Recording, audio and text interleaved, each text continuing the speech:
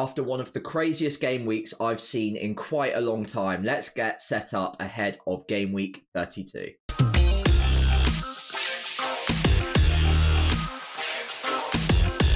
Hey everyone, Sam here, otherwise known as FPL Pricey, and today we're going to get set up for game week 32. Not only my team, but hopefully helping out your team as well. In the meantime though, as always, we start off with my team score and the performance from game week 31, and to be honest, I could probably rumble on for hours about what is probably one of the craziest game weeks I've seen in a long time. Across the board, there was carnage. Obviously, Saka and Haaland didn't play at all. Saka was my vice captain, so I was ever so slightly nervous that Salah wouldn't even play last night. Obviously, didn't really make much difference anyway, because he came off just before 60 minutes, just as Liverpool got pegged back by Sheffield United as well to 1-1. So a very bizarre game week in terms of some of the most popular options captaincy-wise. And of course, going into Thursday evening, as you can see, I didn't have Phil Foden either. So I was looking down the barrel of a very big red arrow after Foden hauled yet again. Hat-trick for him, 20-pointer. Phenomenal player and phenomenal FPL asset as well. Really wish, as I mentioned in my previous team selection, I was able to squeeze him in on the wild card, but just sadly not able to do so. However, there was still green shoots for me. I didn't quite get the red arrow, quite get the green arrow this week. It was my first red arrow in 9 game weeks, I believe, but it was only by 500 to 600 places or so, and that is mainly because of Garnacho. Now, obviously, Palmer coming in with a clutch hat-trick as well was slightly helpful, but with his effective ownership around 90%, it didn't do a whole lot for my rank. But Garnacho getting 2 goals and 2 bonus points was really the saving grace here, and that recovered most of, if not all of my rank, and got me to within 500 places of a green arrow. That all being said, I'm pretty much treading water this game week. It looked like it was going to be horrific after Foden's hat-trick, so I will definitely take that and run. And with 2 free transfers ready for game week 32, there's plenty I need to start thinking about doing if I'm to set up for a bench boost in game week 37, as there are still a number of single game week players in my side that I need to shift. And of course, as you can see, an injured Lascelles in there who will be out for the season as well. So let's start taking a look at some of my transfer targets ahead of game week 32. So all things being willing, I would love to have Phil Foden in my side. And that is obviously no surprise. Hat-trick in the midweek fixture, and he keeps getting good minutes. No matter what the fixture is that Man City are given, Phil Foden tends to be the one that is locked into that starting 11. For the first time in seasons gone past, usually he is one of the people that would be slightly worried about at this stage of the season, but it certainly feels like he's taken a step up in Pep's estimations, and he is now ready to lead from the front and play as many minutes as he's physically capable of doing.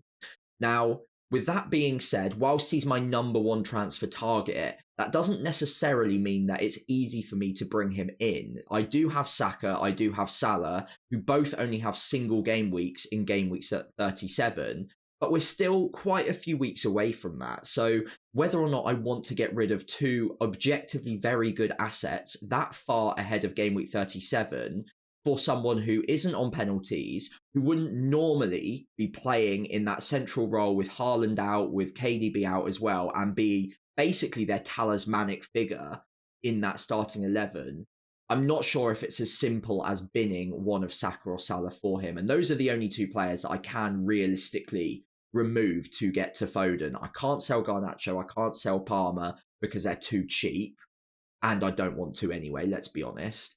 And then also, Son is the only other midfielder I could sell, but he's got 2 double game weeks on the horizon. So again, I don't really want to do that.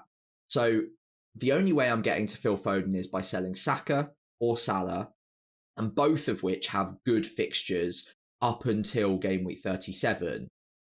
So do I want to get rid of them this early? Probably not, but you could look at doing it, and it is definitely in my estimations. It is something that I am eyeing up, and again, with either of those moves, it would give me the money to upgrade some of my other players, and importantly, Lascelles, who is injured for the season, And of course, because he's 3.9 million and I've got nothing in the bank, as it stands, I can't sell him even if I wanted to for any sort of meaningful player. So as you can see here on my transfer targets, there are 2 defenders on my radar right now. Primarily, I think Branthwaite could have snuck in as well, but there were just too many others. But Van Heck and Ait-Nouri are both players that I would love to have right now. Van Heck probably more so, mainly because he's got that double game week in game week 37, and he is a bit cheaper, so he's easier to get to, and also easier to pad out my squad with other great double game week players as well. Ait-Nouri is fantastic. He's playing out of position, basically left wing. He found himself in some great goal scoring opportunities in midweek and obviously got the goal as well. And I do expect that to continue with Wolves' good fixture run. However, in my particular scenario where I'm free hitting in game week 34, he might not be quite as important because that's the week he doubles. So I can just get him in on the free hit anyway. Whereas with Van Hecker, all I need to do is bring him in now or any time between now and 37, and he's going to be a great enabler come game week 37. Whereas Ait-Nouri doesn't really have that benefit. There is an argument, though, that Ait-Nouri is that good and that attacking and with good enough fixtures that he could actually just outweigh Van Heck anyway. So it is something that I am considering, but realistically speaking, I can't get to either of them unless I start downgrading players somewhere, with the one exception that Van Hecker could go for another player, not Lascelles. So I will talk about that in just a moment's time. Now, Rasmus Højlund and João Pedro are the other 2 players that make the list here, and it isn't through anything like form that has led me to have them in my transfer targets. It's more planning than anything else, and I'm just kind of hoping that they come good at some point soon, because one of those 2 players will be very important to have, I believe, on my bench boost in game week 37. The reason being, both of them have the double game week that week. There are only maybe 4 forwards I'd be looking at the moment, although feel free to correct me in the comments below if there are any other forwards you would look at for double game week 37. But I've got Haaland, I've got Isak, and I've got Darwin at the moment. Now, Darwin has been decent recently, but I am going to probably want to shift him on for one of the double game weekers, either Højlund or João Pedro, who of course is now back from injury and did start in the midweek against Brentford. As it stands, I prefer Højlund, but if I do need to save some money, João Pedro could become an enabler that I look at if he's getting regular enough minutes by the time we get to game week 37. So let's take a look at my game week 32 sell list. And to be honest, I could start to rename this section as players I need to get rid of before double game week 37, because a lot of these players aren't priority sells. They're just players that I need to keep in the back of my mind that I want to move on before game week 37, because of course they don't have doubles that game week, with the exception of Lascelles, who is obviously injured. And after that, I'm not going to want them anyway because of that double. So I do need to move these players on one by one. Obviously, I've got limited transfers to do so. So because I think there are 5 players that I definitely need to sell on because there aren't double game weeks in 37 for them. So Salah gets added to that.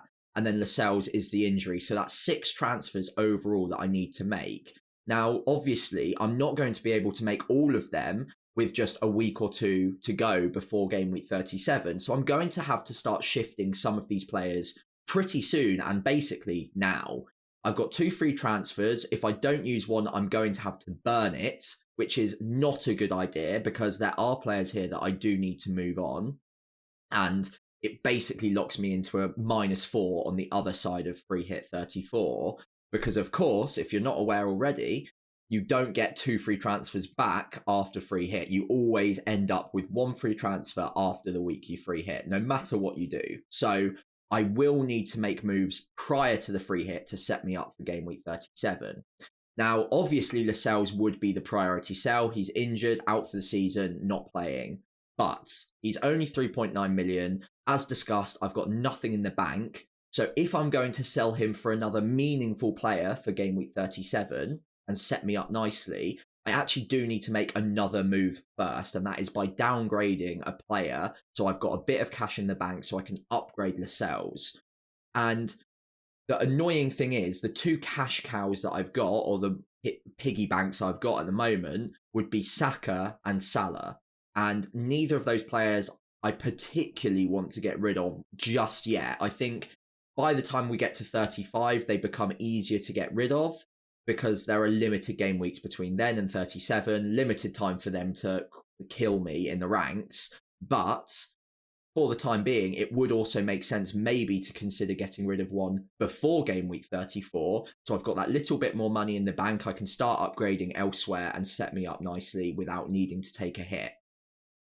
However, before we move on to those two, Connor Bradley is another player that I think, now I've had my 2-week punt on him, it definitely hasn't worked out. Obviously, got the own goal in the midweek fixture. That's very, very frustrating. Also, because that's the thing that stopped them from keeping a clean sheet. So otherwise, I could have been looking at a 6-pointer from him. But again, we move on from that. He's not at the top of my sell list because of that, but he was always going to be a short-term punt for me. He always needed to be moved on for one reason. He's not got the double in game week 37. And for the second reason, that we expect Trent Alexander-Arnold to come back pretty soon. So his time in the starting 11 might be limited. I think for what it's worth, he does start against Man United. So he's not a priority sell because I think he's going to be immediately benched against United.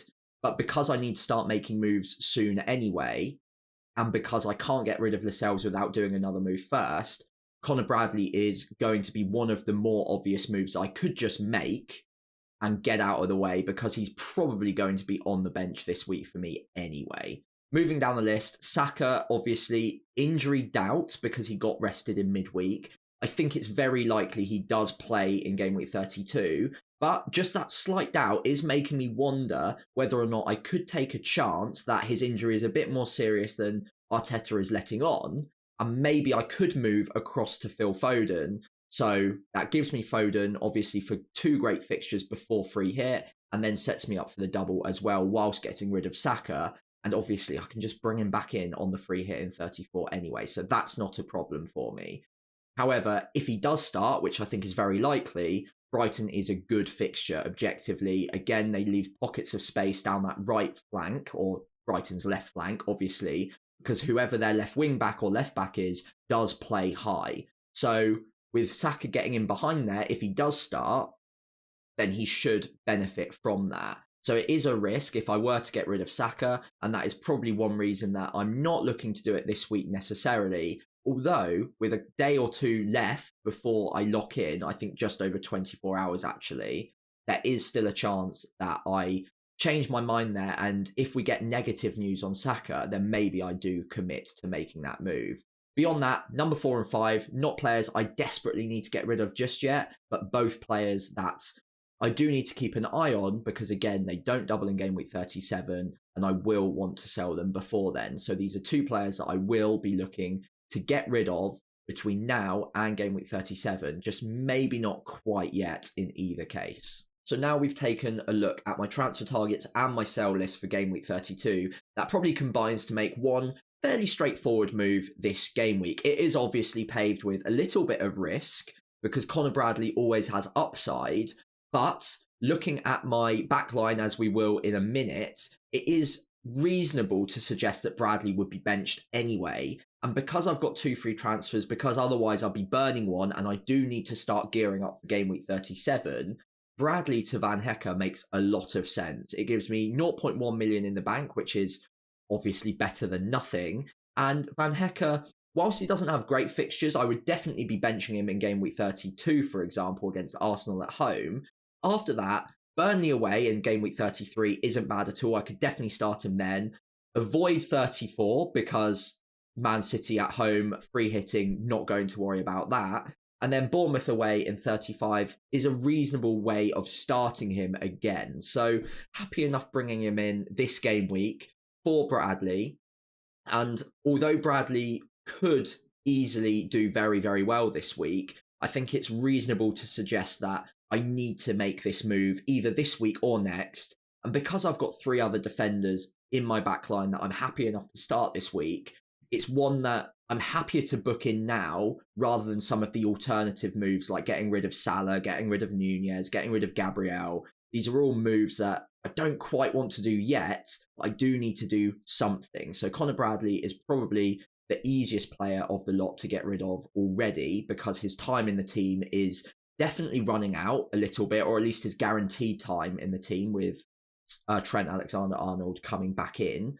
Again, I think he'll start against Man United, but Man United will likely score, and Bradley's attacking upside, whilst decent, is only one expected return every 4 games. So I think I can play the odds a little bit here. I'd probably be benching him anyway. So Van Hecker coming in on my bench anyway is absolutely fine, and it does set me up for the double game week in 37. So on to the captaincy matrix for game week 32. And whilst when I was creating this spreadsheet, I put 5 players on here because I thought actually it could be pretty close. There is definitely an argument for all of these 5 individual players to be the captain of choice this week. I think it's fair to say that one player in particular has stood up and basically put himself as the bus captain for a lot of managers last night, and that man is Cole Palmer. I will come on to him because he is going to be very likely the best captaincy option, but before I do, let me just run through maybe why all of the other 4 have taken maybe one step back whilst Palmer has taken one step forward. So starting with Saka, I think it's obvious. It's because he is maybe a little bit of a fitness stout. So Brighton away from home obviously kept a clean sheet midweek. Their defence has been statistically quite good recently.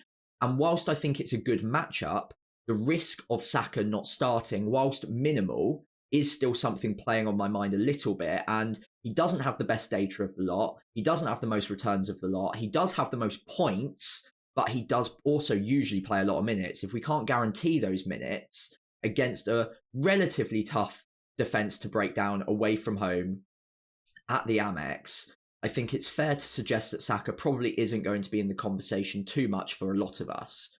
Moving on to Salah, again, fantastic captaincy option if you can guarantee the minutes. Man United, okay, great performance until about 90+9 against Chelsea, and then it capitulated. They do concede a lot of chances and a lot of goals. Salah will be very likely to be the beneficiary of those chances created, and he's got great data, over 1xGI per 90, loads of returns, loads of points. The one slight mark against him, and I think I put him as number 2 favourite, by the way, at the moment as well, is the fact that maybe there is something about his fitness as well. Now, he got taken off at 60 minutes, I think 59 minutes, which is frustrating for captainers like myself, but he got taken off early against Sheffield United whilst the team was 1-1. So that could mean a number of things. It could have been a scheduled rest that, okay, we don't want to overload you, big game at the weekend, we're going to take you off early no matter what the scoreline is, and we back the rest of the team to get the job done. I think that is the most likely scenario here, and I think he will start against Man United. It would be really, really hard to picture a world where he doesn't, but maybe he is carrying a little bit of something that obviously he was carrying something not too long ago, so maybe they're just managing his minutes a little bit, managing his fitness. Is that enough to make him not a good captaincy option against Man United? Definitely not, but it is something just playing in the back of my mind, and when there is such a good player with such a good fixture elsewhere, that maybe swings it for me just a tad. Now, moving on from Salah, I think he is also a great captaincy option, by the way, but moving on, Haaland, again, has the best data in the league out of all of these players as well, 1.04, a shade better than Salah's, joint most returns. He hasn't been in the best form recently, though. I think that's fair to say. Also, coming back from an injury layoff not too long ago in the distant past.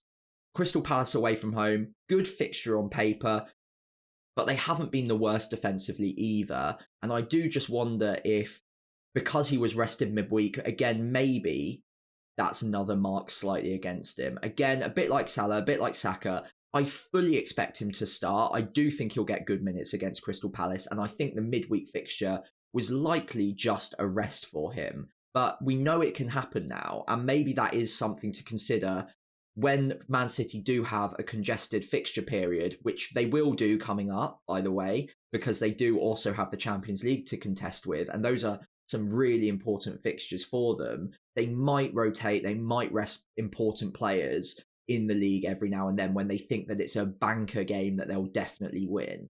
I don't think Crystal Palace is that game. I think they will start their strongest 11 if at all possible. And I'd imagine Haaland comes back in and probably gets 85, 90 minutes. But is that enough for me to put the armband on him? Maybe, but I would still say that there is one standout option ahead of him. Now, on to Son, because he's the final captaincy option on this matrix before we get on to Palmer, of course. But again, Son, decent data, not as good as the others on this list, but we know how clinical he is. Decent amount of attacking returns. He has been playing out of position, and that's probably why he's been in consideration for so many managers recently. But I do think that Richarlison has a decent chance of coming back in as centre forward. Son will probably be pushed wide to the left again. That doesn't mean he won't get any chances, by the way. He's still a fantastic option. But I think that slightly reduces his appeal as a captaincy option for me. And then also the fixture. On paper, great fixture against Nottingham Forest, down near the bottom of the league. Not a fantastic team, but they will likely play a low block against Tottenham. And West Ham, as we saw, had some success doing that in the midweek fixture. And I do wonder if that means that Son will get limited chances to show his pace, get in behind a high line, and get one-on-one with the keeper. And I think whilst, again, there's every chance that he does return against Nottingham Forest, I think these are the types of matches that Spurs possibly do struggle to create as many chances in. So maybe the amount, the volume of chances he gets is ever so slightly lower in this sort of fixture. That being said, though, I'm not ruling him out completely. It is a good home fixture. It's the only home fixture on this matrix, by the way, as well. So if you back the home fixture and, again, just the quality of the opposition, it does make a lot of sense to go with Heung-min Son. But overall, I think probably 3, maybe even 4 of the other captaincy options are slightly better than him, in my personal opinion. Moving on to my favourite one right now, Cole Palmer. Absolutely unbelievable last night. It was the Cole Palmer show. Obviously, 2 of them were penalties, fair enough, but to get the hat-trick in the final moments as well to beat United, absolutely incredible performance. And he has just been in the most insane run of form since breaking into that Chelsea side I've ever seen for a player that started at a really, really budget price in FPL this season. He has been the key to unlock a lot of money in our side this year. And he's actually one of, if not now, I think the top point scorer in FPL since he broke into the side. 25 attacking returns in limited time as well, because he wasn't starting right at the start of the season. He's now matching Mo Salah exactly when it comes to attacking returns. 16 goals, 9 assists. And of course, he's on penalties. So Chelsea do win a lot of penalties. I don't think that's a coincidence. And I do see that continuing. Now, moving on to the fixture this week as well, and why I think he's such a good captaincy option. Sheffield United away from home. Okay, on paper, straight away, you don't need to be a genius to realise that that is a good fixture, right? But beyond that, Palmer has been in fantastic form against all of the promoted sides this year. I think he's had a double-digit haul in every single one of those matches so far this season. And again, I don't think that's a coincidence. I think he can be at times a very good flat-track bully. And again, that's actually maybe harsh. That might not be the right phrase, because he's also great against some of the better sides as well. But he does feast in these matches, or at least so it's proven so far. And I see no reason to expect it to be any different against Sheffield United. On penalties, great underlying numbers, obviously in the form of his career so far. So for me, Cole Palmer ticks all of the boxes, whereas maybe some of the other options here tick most of them, but maybe not quite all of them. And going against Palmer at this moment in time, I think he is likely to be the top scorer, so I don't really want to take a risk on it. But all of the other 4 on this sheet do have a chance of outscoring him, of course, and do have, I think they're all on penalties, they've all got great underlying data, and they've all got a decent enough fixture. So I wouldn't try and put anyone off of doing so and captaining one of the others. For me, though, Cole Palmer is definitely my standout favourite right now. So moving on to my team selection for game week 32, and I've got 2 free transfers, nothing in the bank, as I mentioned, and I think that overall, one move does make sense. That is the transfer I've discussed, and I've loaded it in here, taken out Connor Bradley on my bench, and put in Van Hecke against Arsenal. Now, Again, not a good fixture at all. Do not want to start him this week. But as you can see, the 3 players I am starting in my backline, I think are fine to start and better to start than Van Hecker or Connor Bradley as well. So Udogie at home to Nottingham Forest, Gabriel away at Brighton, and Gusto away at Sheffield United.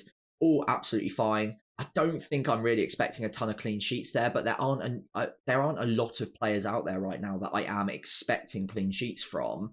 And realistically, most of these players have decent enough attacking upside, so I'm just hoping to gain something from there. Now, Gusto in particular, maybe I am slightly worried about because it wasn't a great performance last night against Man United. He did get hooked, and maybe that's a slight rotation risk. But generally speaking, he has played really well. So hopefully he's got enough credit in the bank that he won't get rotated out this week. I am a little bit worried though. So I will put that to one side for now. It's not enough to make me want to make a move, especially because I'm relying on him to be a starter by the time we get to double game week 35 or 36 and then 37 as well. Because of course, Chelsea have 2 double game weeks between 35 and 37 locked in. Now, moving down to the midfield, that power 4 looking really good.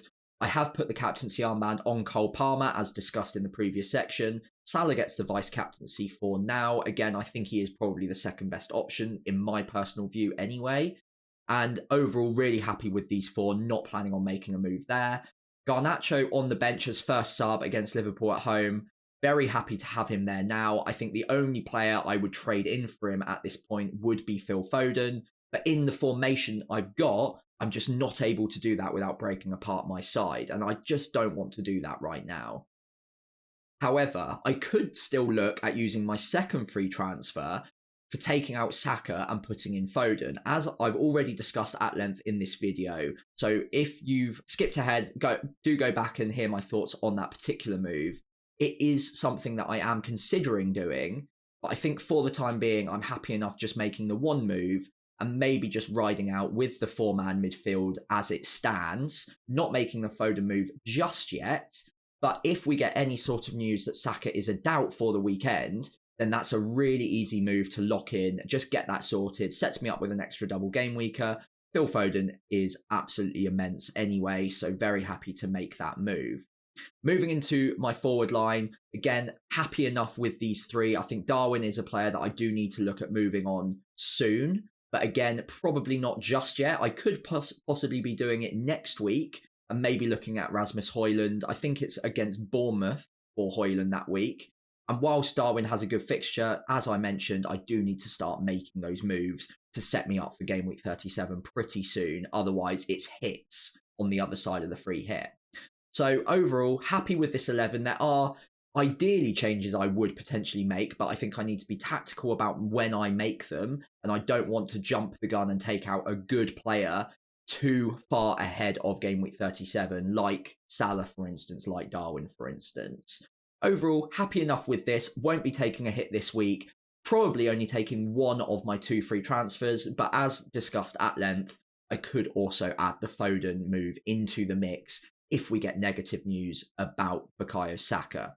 In the meantime though, hopefully you've enjoyed this video. If you have done so, please do feel free to leave a like and subscribe to the channel. That would be greatly appreciated as always. And if you've got any questions ahead of game week 32, please do feel free again to ask them in the comments below, and I'll try and get back to all of you before we lock in our teams for game week 32.